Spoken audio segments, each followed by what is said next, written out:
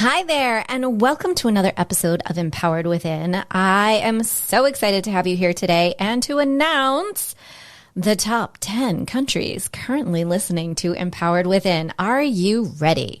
Here we go. United States, India, Germany, United Kingdom, Canada, Australia, France, Israel, South Africa, and Spain. We give you a huge thank you. And for the top 10 cities listening around the world, here we go. Fort Myers, Frankfurt, Maine, Hesse, Phoenix, Arizona, Miami, Florida, East Falmouth, Massachusetts, Elwood, Illinois, Reno, Nevada, Huntington Beach, California, Merhaba, Northern District, and Los Angeles, California. Thank you all so much for tuning in and supporting the show. I'm so excited to have you here and so excited for today's episode. Sit back, relax, and enjoy today's show.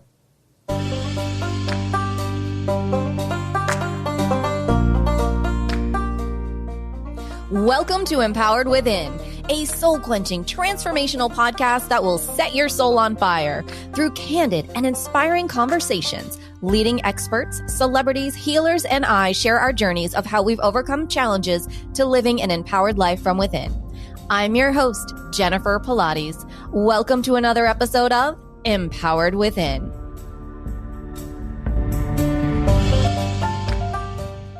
Hi there, and welcome to the show. I am so excited. We have with us our official registered numerologist and my dear friend, Felicia Bender. Felicia is devoted to helping audiences uncover their life's purpose and so much more through numerology. Felicia is the author of Redesign Your Life, using numerology to create the wildly optimal you, as well as master numbers 11, 22, 33, The Ultimate Guide. Felicia is also the resident numerologist of astrostyle.com and is featured in many media outlets, including Refinery 29, Women's Health, and Elephant Journal. Welcome to the show, Felicia. Oh, I'm always so stoked to have our time together. I know. It's just we always have fun. I know. We're so excited. So today we are chatting everything compatibility and numerology. So let's start with, which would be one of my first questions, is how does numerology compatibility differ from, say, when someone goes and just Googles, is a Taurus and a Gemini good together? Well, exactly. And that's what people want, right? Mm-hmm. People want something in a box. They're like, this is the one for me and this isn't. Right. Well, most astrology folks will say, hey, there's a blurred line, right? There's no one's innately good. No one is innately bad for you. It's just knowing what each one is about, knowing what the values are, right? How someone's operating system works, and see if that's something that you want to engage with, right? Right. Because what we'll talk about very frequently with our conversation, I would think, is how there's no hard and fast. Sorry, spoiler alert up front. I'm not going to tell you that this number is off limits and this number is your dream person, right? I'll say what numbers might be more conducive and more compatible together, but then talk about the nuances that go with that. So, basically it is very much in alignment with astrology and how we think about that. And even if you think about astrology, we group the astrological signs into the elements. Right. So just because you're a water sign or just because you're an air sign doesn't mean you're going to end up with a water sign or an air sign or, an earth sign or whatever, but you'll get them. Right. Mm-hmm. So it's also kind of expanding our viewfinder and our lens around compatibility and what that means. It's just not your intimate partner. It is all relationships. It's family, it's colleagues, it's who you gravitate toward on all those different levels. That's amazing. And so just to take it one step further, and always just comparing with astrology, because we don't really have another discernment for this. In astrology, someone would ask for your date of birth and ideally where and the time to really zone in on you as a person. In numerology, how would you start? Okay, that's a great question, because those of you listening who are like, well, I know astrology, kind of, or maybe some are great experts at it. And yet most people, if you stop them on the street, they'll know that what their sun sign is, right? Whether they believe in that stuff or not, they'll know what it is. So numerologically, in numerology, we look at your date of birth and your full name as it appears on your birth certificate. Those are the key elements that we use to create an entire numerology chart for you.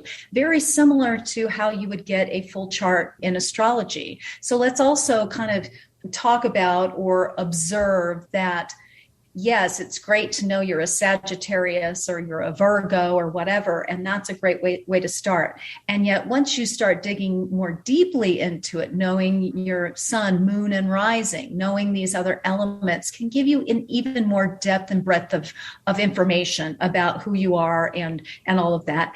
Astrologically, the same thing for numerology. So what we're going to talk about today primarily is like talking about your sun sign in astrology. We will mostly use this point of conversation around the life path number. The life path number is taken from your date of birth. And I'll go over real quickly how you calculate that. So if you're listening, so you'll kind of have a context in numerology about your life path, who you are, and can put yourself into play with this conversation. The life path, just for clarity, to me, it is what you checked in to do. It really indicates what you're coming here to learn, to master. It's what you're evolving into, and it's what you're aspiring towards. So while you're going to have some gifts and talents and, propensities in this area, you're also going to have some more significant climbing walls or roadblocks or obstacles that kind of get in your way. It wouldn't be fun otherwise, right? Right. Yeah, we got to have some fun along the way. And that's why it takes a lifetime, right? And understand that each, obviously, and yet I'll say it anyway, each life path number, what I like to talk about is thematics, right? Theme words, keywords, key elements that you can come back to again and again, and understand that you're always shooting for the optimal, and yet you're always going to be confronted with the oppositional pole, right? Whether that's kind of an overactive a way of dealing with it or an underactive way of dealing with it. So let's talk real quickly about how to do the calculation. We're going to use the date of birth, May 7th, 1973. And there are different schools of thought, just real quick, about how to do this, but I'm going to show you the way I do it, but also understand that some people are taught to do this the long way. We're going to do it a different way, and I'll just discern the two different ones, not as a point of confusion, but some people who are familiar with numerology is like, well, that's not how you do it. So there are different ways of doing it. So what we'll do is take the month. That is May. That is a number 5 because that is the 5th month of the year. So that's a 5. Then we'll take the day. It's a 7. We've made it very easy because it is a 1-digit number already. We're always reducing to a 1-digit number in numerology, with a few exceptions, but the general rule is that. So that is a 7. Now for the hard part, the hard math. Are we ready? So we take 1973 and we add it like one little math problem. 1 plus 9 plus 7 plus 3. So 1 plus 9 is 10 plus 7, 17, 18, 19, 20. Now we are going to continue to add because that's a double digit. 2 plus 0 equals 2. So that is a number, 1973 is a number 2. So now we're going to simply add these three numbers together. 5 plus 7 plus 2. So that's 5 plus 7, 12. And then plus 2 is 14. 1 plus 4 equals 5. So if you're out there, this is your birth date, you would be a 5 or have a 5 life path. So also there are master numbers. If you get an 11, a 22, a 33, those have some other, levels of significance to them, but we won't really talk about that a lot today. What we will talk about though is just a basic overall compatibility, but also just to, as we do the conversation, I'll give you an idea about each of the numbers and what they're about. So that sounds great. So, and just to give people a heads up, don't forget Felicia's book actually is about the master's number. So that's something that you can grab on Amazon, and we'll also have that in all of her links in the show notes so that you can touch base with her as well. So where do we start with this number 5? All right. So the number 5. So the number 5 is what I would call the sensuous freedom seeker. If you're 5 out there, you're like, ooh, tell me more. Yes, tell me more, darling. Tell me more, darling. So it's about the 5. Remember, we're saying this is what you're meant to do. This is your mission statement for this lifetime. So oftentimes we start out where it's not quite as comfortable, right? And yet the 5 is all about living this life. It's all about the experience. Right? It is sensuousness. And I don't mean just sex, even though sex is a big part of it. It's the experience of the sensual nature of the world. It's how things look, how they feel, how they taste, how it smells, how it feels, right? The 5 is very much about the senses and all of that. But freedom, they're the freedom seeker, freedom through self-discipline. They're natural sales kind of people. They have this gregarious energy. They're very catalytic. They're change makers. So on the oppositional pole, they can be very fearful because they're living a life of fearlessness. So they have to face their fears.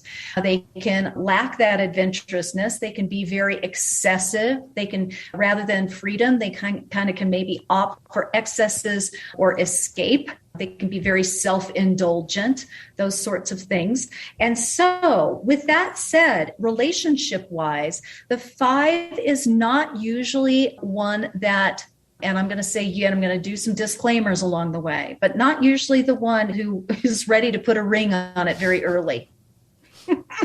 Okay? Huh. Yes, I might be a number 5, everyone. I might be a number 5. You might be a number 5. And yet, and the beauty of this, though, is I do know 5s who have and join the world, right? And often it won't last, it's a good first marriage, as we might say, or a second or third. But again, you don't have to be a 5 to go through that. And yet, what happens is that 5s can feel, first of all, they are the masters or mistresses of FOMO, right? Oh my God, the fear of missing out. And that can come with relationships. It's like, ooh, there's something, the grass is always greener in somebody else's bedroom, right? So there can be that element to it. Which is also to say, I have known 5 life paths who've gotten married fairly early, who stayed with the same partner. But I'll guarantee you, if you have a conversation with them, they'll go, it wasn't easy. Mm-hmm. And there may have been moments of straying, there are, other things like that. So all I'm saying is, or depression and unhappiness because they feel very caged in, they feel very restricted, feel very contained. So they kind of get their drama out by immersing in addictive behaviors or in escape mechanisms of all kinds that can come into play with that. But relationship-wise, these people, as time goes on, can be incredible. Once you've been there, done that as a 5, you can, and you decide you want to be in a relationship. You decide that you're not going to be missing out on something. Right? Right. Like you're like, yeah. And you can be a 5 who doesn't want to be in a committed relationship at any time in your life. And yet I know mostly the 5s I know do. They end up wanting to be there because they can go, yeah, I've done that. I've been there. Now I really want to settle. Totally. And my key is do not ever say I'm a real wordsmith. And I think words have incredible power. So for the 5, it is never tell yourself that you have to settle down. It's funny you say that. I had people, let's say when I was in my 20s and my 30s, would be like, when are you going to settle down? And I would look at them like they said the worst thing. And I'd be like, that letter is not in my vocabulary. No. I don't settle for anything, anyone, any place, anytime, anywhere. It's so, that's so like, oh my gosh, yes. I resonate so much with that. And even a 5 who was getting ready to do something, they would not do it just to show you, Oh, 100% there. The 5 and a Taurus, a 5 and a Taurus, it's like Taurus, exactly. Do not tell me what to do. Do not fence me in. Don't give me these strictures and try to control me. No, I'll come back at my, and they can be, 5s can be extremely tried and true, but they've got to have their freedom. The gate has to be open. Yes. Right. Yes. In order for them to stay, to be okay and stay in. But what I referring to not be, telling yourself or listening to someone saying you need to settle down. I move that needle a little bit for 5s and say, how do you want to settle in? Love that. Love it. Into yourself. Ooh. It's settling into who you are and what you want. It's settling into having a foundation and a home base, because without that foundation, there is no freedom. Right. It's all right. It's all just chaos. Right. And you can't, and 5 doesn't want chaos either. We can't handle chaos. No chaos. Well, even though 5s usually are the chaos. Hate to break it to you. Oh my God. It's not chaos. It's kind of almost like the dating apps where someone will say, my daughter and I were joking about this the other day, where someone would say, I don't do drama. Right. Like I don't want, and my daughter and I were like, that means they are the drama. Oh, how funny. Oh, if they're the ones saying, I don't deal with drama, it's like, oh, then you are the drama, right? So 5s, even though sometimes you don't think you're the drama, you are. I mean, you are the one who's bringing in all of this very frenetic energy, and you don't even realize how much so. Right? It's kind of, the 5 is kind of, I call it the ADHD number, lives without a filter and doesn't understand that other people really don't. Yeah, I can see that. Experience things that way. So you're quick thinking, you're quick moving, you're moving through life as optimally as it's your oyster, right? You want to feel and do it all, have that experience. And so in relationship, again, it's a very sexual, very sensual experience for the 5, meant to be that way. It truly is. And yet with relationships, you, first of all, need your freedom, need to have a partner who understands that, and needs to have a partner who trusts that, and you need to build that trust. Right. Right. I find most 5s I have known are excellent at serial monogamy. The turnstile, but the turnstile goes pretty quickly. There you go. Yeah. Yeah.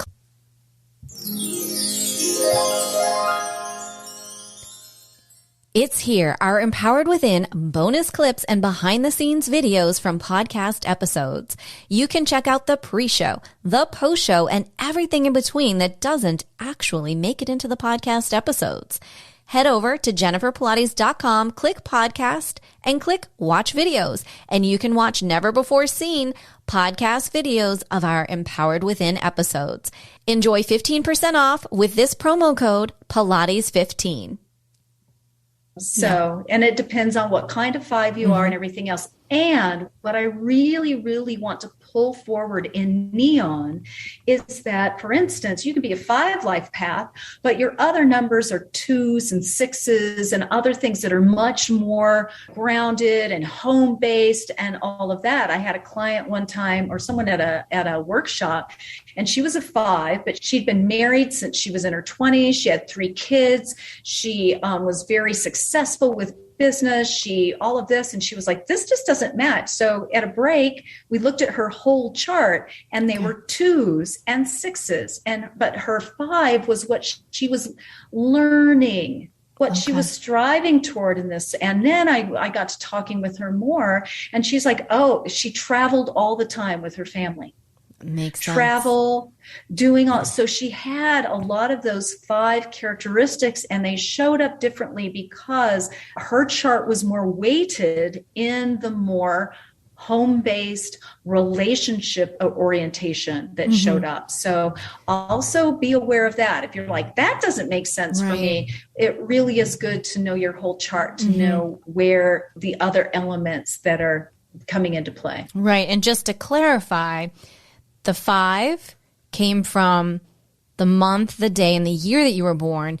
And the other aspects of the chart that you're speaking of would then come if we work with Felicia and she works with our entire name. So then we get the real gist, much like if you were with an astrologer, they would ask you for where and what time you were born. So each one goes deeper. And I can say Felicia and I have done this so many fun times on my life. And it's really interesting when you go deep and how accurate. And I've said this in numerous podcasts we've been on. Felicia's been on numerous ones. So please go back and listen to the other episodes as well, where we go deep each time on everything. The accuracy is uncanny. Yeah. I've been doing this for, well over a decade now. And it just intrigues me every day. It's so fascinating to me too, because I just get to be the translator, right? And to, translate the numbers, but they are never wrong. They're never wrong. No, they aren't. It's so insightful to know, again, what's potentially coming up so that you can navigate. Like you use a GPS every day and you listen to it.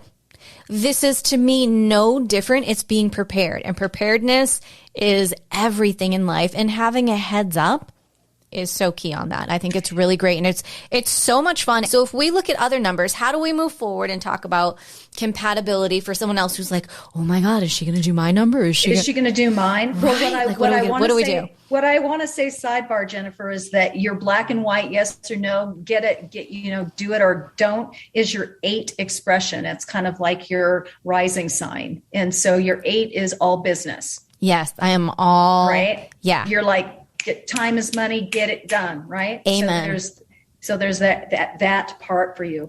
I also wanted to go back really quickly because I think it's really a great thing to emphasize is your GPS sort of metaphor, because also what I like to say is that, yes, we put this into our GPS.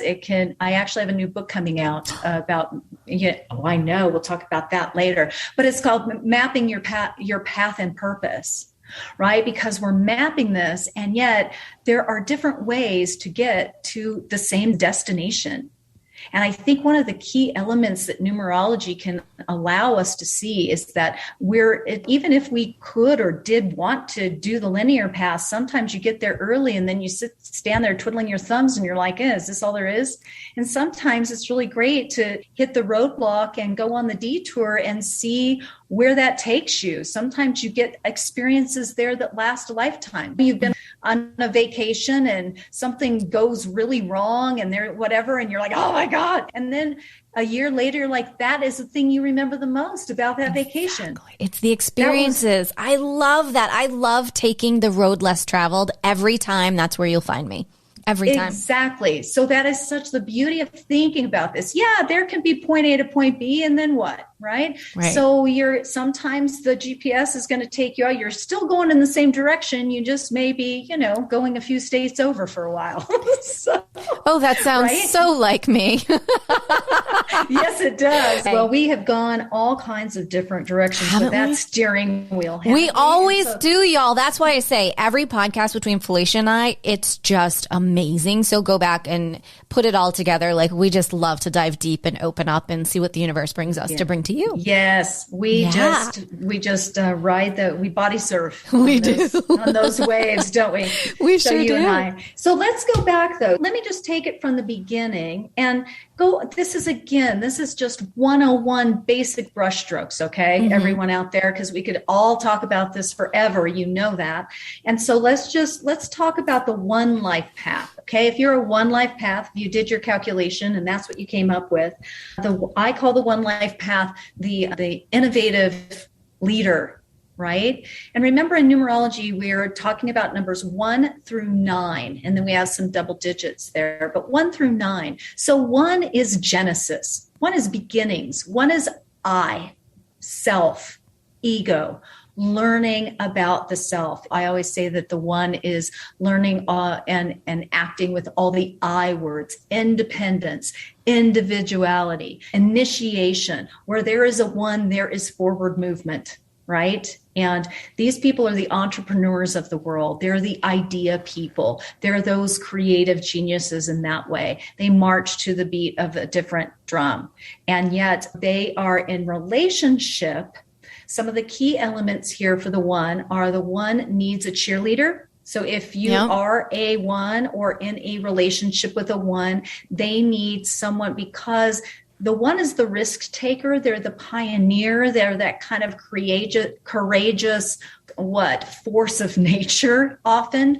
And just think about it. Those people like Steve Jobs, for instance, is a one life path. Tom Hanks, Tom Cruise, George Clooney. But they've always needed a strong man or woman by their side that was always going to be there and support them and give them those rah-rahs, even when because often, again, the one is a little ahead of their time or a little off the beaten track, and they need bolstering, because the kind of dirty little secret about the one is that often they can look totally large and in charge and in control, and underneath they have a real lack of self-esteem. If they can really have that devil on their shoulder. Who do you think you are? Why do you think you can do that? No one's ever done it. So there's a lot of learning to have confidence and yet not have overconfidence, because if the one is overly one in that overactive, they can be very self-centered, very self-absorbed, very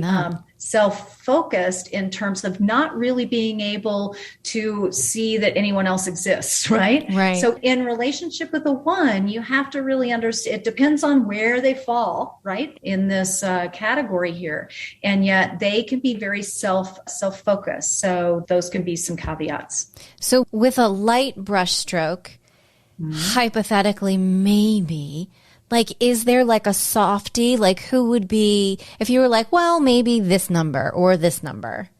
Because somebody out there is thinking this. Yeah, with the one. They're like, come on, give us something. Right. So the thing is, so the thing is with ones, and if you are a one or in a relationship with a one. So again, I want to be really, the beautiful thing about numerology is there's no criticism, there's no judgment. It's just, we all have our issues, right? So the thing about this is a one and a two can sometimes get along because they're opposites.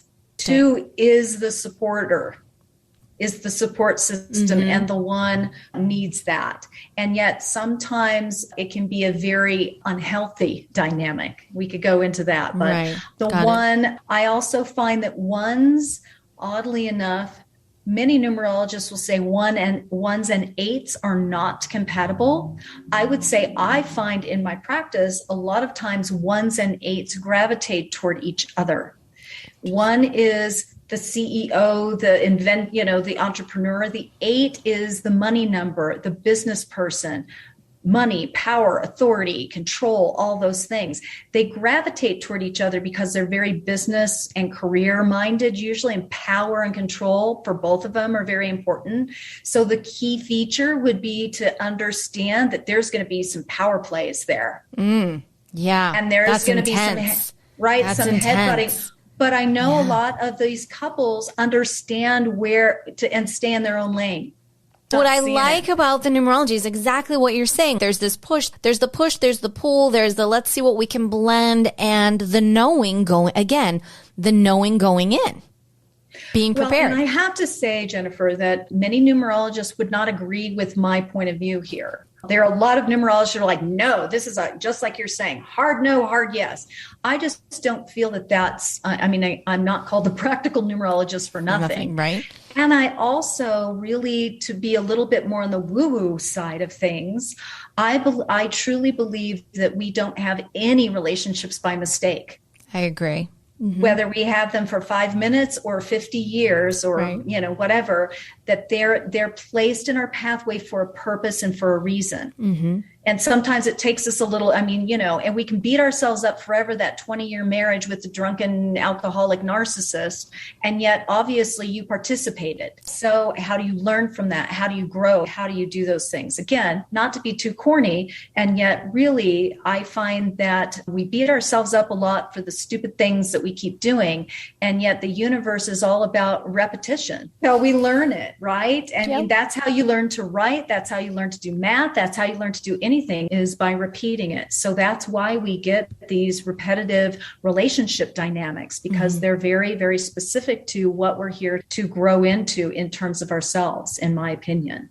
With that said, if we go to the number 2, the 2 is the lover, the love bug. The 2 is in numerology, call it the kind of the nurturing, intuitive diplomat. All about relationships. They're learning how to understand patience and act with patience. But again, they're the mediator, diplomat, highly, highly, highly, and I'm going to say it one more time, highly emotionally and energetically sensitive. So much so that it really is the blessing and the curse of the 2. They can intuit. They're often kind of used as kind of psychic garbage pails for other people, because they attract takers. They attract people because they're givers. And they're the ones who are always seeking outside acknowledgement, like to form their own identity. So 2s are really in relationship working on not being, I don't like this statement, but most numerologists will say, not being a doormat. And then what I would say on top of that, the 2 is learning also how to define yourself from the inside out. Who are you under all circumstances? What do you want? What do you value? Because what a 2 will usually do is shape shift to please others. The pleaser. Let me give you what you want before you even know what it is. So they're the ones who can give, withdraw with resentment. They're the stonewallers. They're the ones who won't state their needs because they don't even know what it is. Right. Usually. Oh, wow. So part of the process with the 2 is experiencing this and learning how to do that. 2s are they're the power behind the throne, usually, again, very family, relationship oriented. And usually their ambition resides within relationship. I mean, often career is kind of a little bit of a second seat to what their relationship dynamics are across the board. Okay. So the 2 is naturally prone toward relationships, and good matches usually for a 2 are a 4 or a 6 or an 8. 2, 4, 6, 8. Who do we appreciate? I love each other. Yeah, that's cute. Yeah, because they often kind of have the same directional flow. So again, we could go on forever, but if we do the 3 is the creative communicator. The 3 and the 5 are kind of simpatico, in that way. They're very vivacious. They're very outgoing. They can be the introverted extrovert. Don't get me wrong, but they have a lot of this creative energy. Oftentimes natural performers. There are going to be 3s out there right now going, oh, hells no, that's not me. And 3s often also work through blockages with communication, blockages with communication, expression, that sort of thing, but meant to really go through life and gather an expertise in impeccable communication. And the 3 is the number of creation, so much creative energy. So these folks also can be depressive if they're working the other side. So in terms of relationship, they're often wanting, what they really, really, really want and need is to be seen and heard, like on a deep emotional level. And so they want that in a relationship. They want freedom to create, usually. And so they can often be attracted to 5s. Sometimes it won't work out because they're both a little bit too much together. But they, as friendships and everything else, they can be really simpatico, 3s and 5s. 3s, I often find, understand and really get 6s and 9s. Because the 3, 6, and 9 are all very, very creative numbers, and just in different realms and in different ways. Also, oddly enough, some numerologists will say the 3 and the 7 can get on fairly well. And the 7 is, we'll talk about in just a second, they're all about analysis, and they're very intuitive, and they're the spiritual seekers, and yet often have a hard time reaching their emotions, right? They're kind of over there somewhere. And the 3 is all about emotions. So it's an interesting give take that can happen there. The 7 can kind of offer the flighty, superficial 3 some depth and breadth of spiritual, a spiritual energy. And the 3 can offer the 7 kind of a lighter way of looking at life here on planet Earth. So that can happen there. Very then cool. The fours are tried, true, reliable. They're earth energy. They're the artisans. They are here. I call the 4 more the teacher energy, the knowledge purveyor. They're seeking security, stability.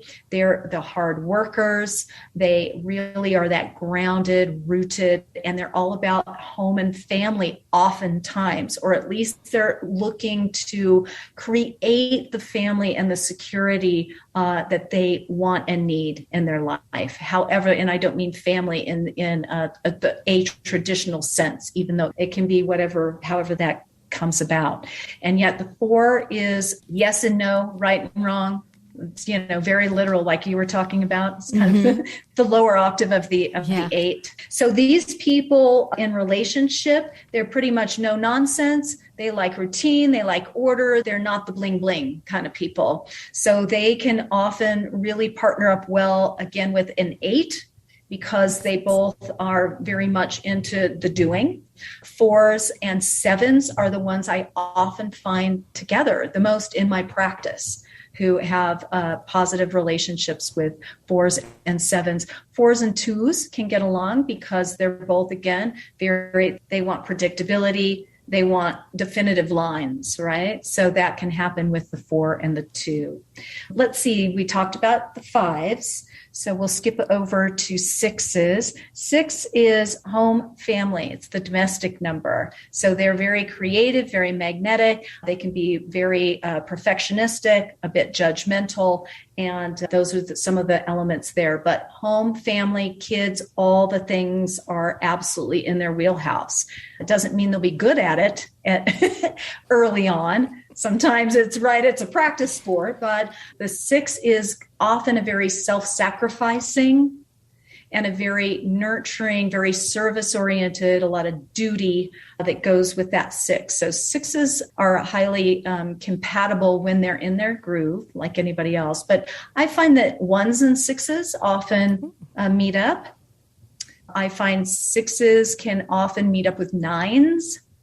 And because they're very creative and they have some interesting family-based triggers. Interesting. that they're there to work out. There are other factors there, but those are the ones that come up to me, first and foremost in my mind.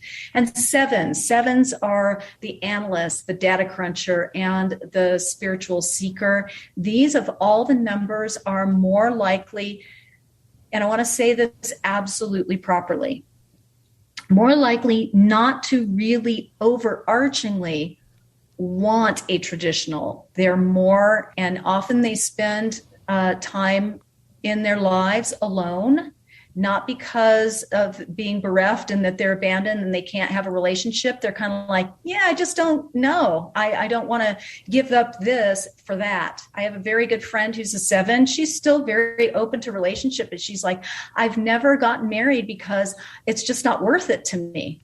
I see other people and what they have to give up to be in a relationship, and I'm not willing to give that up. So also the 7 is on a different wavelength, and they're often studying, they're questioning, it's a very studious lifetime for the 7. So, but I do find 7s and 4s get along really well. Usually those are the marriage couples that I've seen. I've also seen 7s and 3s, very oddly enough, can get along. But overall, most numerologists will tell you that the 7s are a little bit more cagey around relationships. And again, if you have a karmic debt, which is a 16, it offers a different perspective. I find 16s are always very much in relationships. So that would be a whole different conversation. So there are depths of nuance that can go there. The 8 is the business number. They're the CEO energy of the world. They are the master manifestors, money, power, control, authority, all those things. So the 8 is going to be looking for someone who's kind of their power couple, right? They're the person who's going to help them with their enterprise, going to help them, be that support for them. The 8 is also someone who can't deal in any way, shape, or form with betrayal or infidelity. So no, it's a no-go. Interesting. For someone with an 8. And yet I find 8s, again, like we talked about, 8s and 1s often kind of come together for some reason. They're very powerful. They just have to work that out together. 2s and 8s, because they're both kind of business numbers. 2 is in the business of love, relationships. 8 is in the business of career and that financial, usually. Once again, if you're an 8 and you're like, that doesn't describe me at all. 8s, again, kind of grapple sometimes with the money part. And so again, that's a whole other conversation, but overall are meant to be in that arena of power and influence. Mm-hmm. And then 9s are they're the quirky creatives. They're the humanitarians. They're the compassionate people. Even a few examples of 9 life paths: Mother Teresa, Gandhi, wow, Greta Thunberg, Jim Carrey, Robin Williams, other people like this. So Prince, Elvis Presley, they are otherworldly, these people. They've got a lot and they're like belligerently kind. You know what I'm saying? They get something, they're badasses. They really, really are. And they can be very off the beaten track. And in relationship, they are very, very fiercely romantic. And yet they're also often fiercely private with that. And they can have some, again, it's an interesting mix with 9s. But 9s can often do very well with 3s, with 6s. I often, oddly enough, find 1 and 9 couples that you wouldn't. I wouldn't have seen that coming. I wouldn't have seen it coming either. And yet they offer each other what they don't have and what they can learn to really accelerate, to me, their soul's growth. The 9 is learning how to, again, step up for them, to themselves and stand strong, kind of do that leadership. And the 1 is learning how to actually play well in the sandbox, actually care about what other people are doing and what they think. So it's a kind of very interesting, beautiful exchange when both partners know that, right? When they understand where they're supporting each other, where they're learning, and where they might trigger, right? Where they might trigger each other. Trigger, that's a big word, trigger. Yeah. Well, this is so interesting. You and I were talking a little bit about love language and everything else, but to learn what our language is and how to communicate better in terms of and understand ourselves and our needs and our partner and their needs. It only fortifies the fact as to why it's such a great idea to do this. 1, to learn self, but 2, to really understand your partner. And if you are struggling or if you want to deepen your relationship, this is an excellent way to do that. As a 5, heck yeah, I want to do this beforehand and be prepared and know what's going on. Maybe someone out there is thinking that same thing. And why not? Why not set yourself up for success? Because that's not how society has set up any relationship. Or, you're supposed to wake up and there he is with a 5-carat diamond and a glass shoe. And I don't know about you, but that has not happened. No, I have not seen that. And I'm not sure that I want that, by the way. You will. And the thing is, what happens after that? Right, then what do you do? I think they've had a few movies where it's like Cinderella after the ball and after they get married. And then she's like, he's off and she's sitting there and like, what just happened? Like where, what? So yeah, that's an excellent example as to the why. So as we were going through this episode, if you were questioning the why, that's an incredible example as to why this is really great as a resource to learn about your life and learn about your partner's life or your daughter or your mother or your father or your boss. There's just so many dynamics out there that we're dealing with every day. And wouldn't it be great if you had a little bit of an edge so you could understand things and you could be the center, that grounding point to kind of negotiate the waves of the sea a little differently? And what's also fascinating is that it's probably not what everyone really wants to hear, but I'm going to say it anyway, is in my experience as the years have gone on, it helps me to be responsible for me. Mm-hmm. right? Because knowing my own numerology and knowing where my weak links are, and I could every day of the week go, oh, I'm the one, I'm always right, and I'm always this, and then if I look and then go, ooh, this is I'm a 3 life path, and the 3 can have blocked expression, can have a real trouble. And I've got some 2 going on in my chart as well. And if I look back, I'm like, I keep asking my partners to do things for me that I am not willing to do for them, that I'm not capable of doing, that I have not been able to come to the table and say, this is what I want and need. I've not been able to come to the table and voice it. I always think that maybe they should know. Right. But it really can offer you some really direct links to why this isn't working for you and how to develop those skills, how to do that and take responsibility for each and every one of us are in a relationship as 2 people. Mm-hmm. Numerology can point to that operating system, but we can always update and upgrade our operating system. Yeah, and go deeper. And then that's when you add in your whole name, and then you get this whole amazing report and go, wow, that explains me so well. That explains a lot. That explains a lot. I've had a lot of those ahas with Felicia. For sure. Yeah. Well, this has been amazing as always, darling. Thank you so, so very much. Please let our listeners know where is the best place to reach you so that they too can sign up for your monthly newsletter and check out the bundle that we were talking about earlier in the episode. Oh, absolutely. Just go to Felicia Bender. So that's FeliciaBender.com. I'm sure it's down in the show notes. FeliciaBender.com. The bundle is there. I'm just really excited for 2022. I've got a new book coming out, The Ultimate Guide to Practical Numerology, Mapping Your Path and Purpose. That's going to take what we've been talking about pretty deeply. And so that's going to be coming out in the next couple months.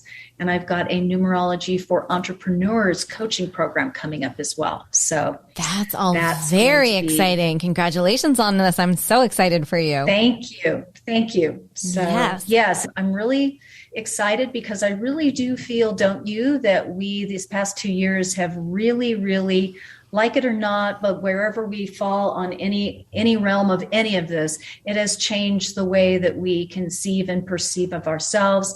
I find a lot of people, again, mass exodus from jobs, other things that are going on, and people are really looking for these really kind of soul revealing tools to express the real deal. Like, why am I really here? There's an urgency behind that. So that's what we're hoping to use this tool of numerology to help people out with.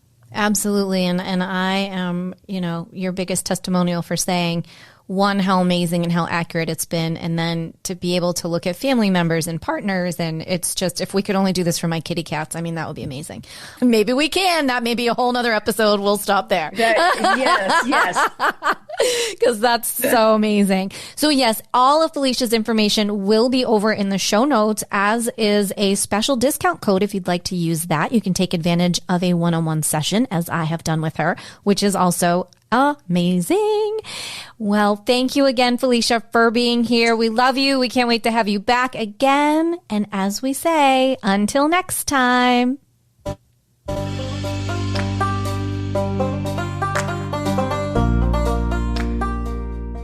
Thank you so much for tuning in to another episode. Please remember to rate, review, and subscribe to Empowered Within with Jennifer Pilates. Your feedback is important. It helps me to connect with you and gives me insight into who you are and what you're enjoying about the show. For today's show notes and discount codes from today's sponsors, head over to jenniferpilates.com. Until next time, may you live an empowered life from within.